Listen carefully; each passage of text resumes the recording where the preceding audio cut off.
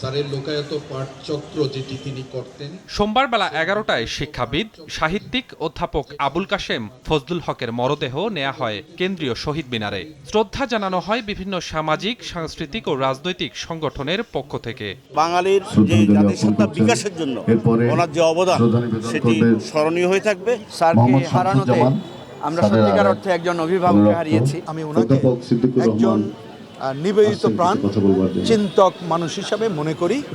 যে চিন্তাটা দল নিরপেক্ষ ছিল না, সেটা ছিল মানুষের কল্যাণের জন্য। আমাদের শিক্ষা, সংস্কৃতি, মননশীলতার ক্ষেত্রে যারা আইকনিক ভূমিকা পালন করেছেন, এক ধরনের বাতিঘরের ভূমিকা পালন করেছেন, আবুল কাশেম ফজলুল হক তার মধ্যে অন্যতম।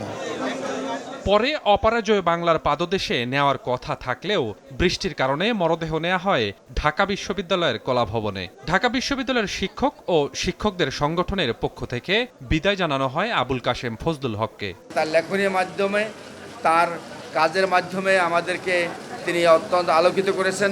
এমন একজন মানুষ ঢাকা বিশ্ববিদ্যালয় থেকে চলে যাওয়াটা অত্যন্ত অপূরণীয় ক্ষতির মুখোমুখি আমরা হয়েছি। এর আগে সকালে শেষ কর্মস্থল বাংলা একাডেমিতে নেওয়া হয় অধ্যাপক আবুল কাশেম ফজলুল হকের মরদেহ। বরেণ্য শিক্ষাবিদকে শ্রদ্ধা জানান সংস্কৃতি বিষয়ক মন্ত্রী। তিনি বলেন, শিক্ষা সংস্কৃতিতে অসামান্য অবদান রেখে গেছেন আবুল কাশেম ফজলুল হক। তার অসমাপ্ত কাজ সম্পন্ন ও স্মৃতি ধরে রাখতে কাজ করবে সংস্কৃতি মন্ত্রণালয়। তার প্রবন্ধ, তার গল্প সবই দেশের মানুষের জন্য, স্বাধীনতার জন্য এবং দেশের সার্বভৌম এবং জনগণের কল্যাণে তিনি বলেছেন। আবুল কাশেম ফজলুল হক সাহেবের এই স্মৃতিকে অম্লান করে রাখার জন্য যেটা করার দরকার সেটা আমি করব।